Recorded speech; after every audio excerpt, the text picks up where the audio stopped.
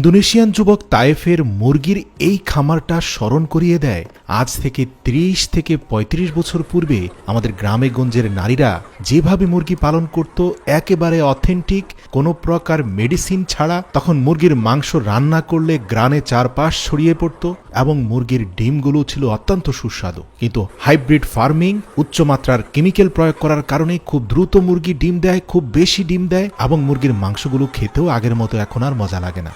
আপনারা দেখতে পাচ্ছেন যে গুহার মতো মাটি খুদে একেবারে বন জঙ্গলে বনমোরগেরা যেভাবে ডিম পাড়ে সেভাবে তার খামারের মুরগিগুলো ডিম পেড়ে থাকে এবং সে খাদ্যদ্রব্য হিসাবে যে খাবারগুলো মুরগিকে খাওয়ায় সেগুলো তো রীতিমতো আপনাকে অবাক করে দিবে। এই যে তার বাঁধাকপির ক্ষেত দেখছেন, যদি আপনি ভেবে থাকেন সে বাঁধাকপি বিক্রি করে সবজি হিসাবে, আপনি ভুল করছেন। সে মূলত এই সব বাঁধাকপির চাষ করেছে মুরগিকে খাওয়ানোর জন্য। এছাড়াও তার ফার্মের চারপাশে অসংখ্য কলা গাছ আছে। যদি মনে করেন সে কলার চাষ করে কলা খাওয়ার জন্য, তাও ভুল। এই কলা গাছগুলো শুধু ফুলে ফেপে বড় হয়, অনেক পাতা হয়, কারণ সে এই কলা পাতাও মুরগিকে খাওয়াবে। একেবারে ন্যাচারাল এই সবজিগুলোকে একটা গ্রাইন্ডারের মাধ্যমে সে মিহি করে ফেলে। তারপরে বড় একটা রোলিং মেশিন, যেটার মাধ্যমে রাজমিস্ত্রিরা সিমেন্ট বালি মিক্স করে থাকে, সেখানের মধ্যে ঝিনুকের চূর্ণ, এছাড়া ভুট্টা চূর্ণ, সাথে শীতের শাক সবজি, আরো বিভিন্ন ধরনের ডাল, এই সবগুলোকে পানি দ্বারা মিশিয়ে একটা মন্ডের মতো করা হয়। কয়েক টন মন্ড পুরনো টায়ারের মধ্যে ছিটিয়ে দিয়ে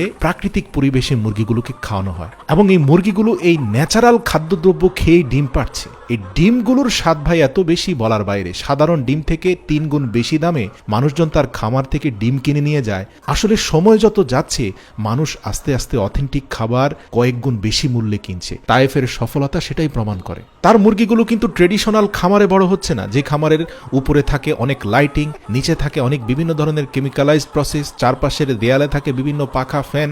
মাত্র ২ মাসের মধ্যে মুরগিগুলো বড় হয়ে প্রতিদিন একটি করে ডিম দিয়ে, মানে সোজা কথা খুব তাড়াহুড়ো করে সবকিছু হয়ে যায় কেমিক্যালের প্রভাবে, হাইব্রিডের প্রভাবে। কিন্তু তার খামারে এসব কিছুই আপনি দেখবেন না। দেখবেন যে একেবারে আজ থেকে ৩০-৩৫ বছর আগে গ্রামে গঞ্জে যেভাবে নারীরা মুরগিকে খাবার বানিয়ে দিত, ঠিক সেই স্টাইলে সে খাবারগুলো খাওয়াচ্ছে। তবে হ্যাঁ, সে দক্ষ, অভিজ্ঞ, সে জানে কোন খাবারটা তুলনামূলক মুরগিকে সুস্থ রাখবে, হেলদি করবে এবং ন্যাচারাল ওয়েতে বেশি ডিম দিতে সাহায্য করবে। সে সেই প্রসেসে অগ্রসর হয়। তাই বলে সে কিন্তু কোনো হাইব্রিড ইনজেকশন বা হাইব্রিড মেডিসিনের দিকে ঝুঁকছে না। তো তার ডিম সংগ্রহের প্রসেসটাও খুব ভালো লাগে।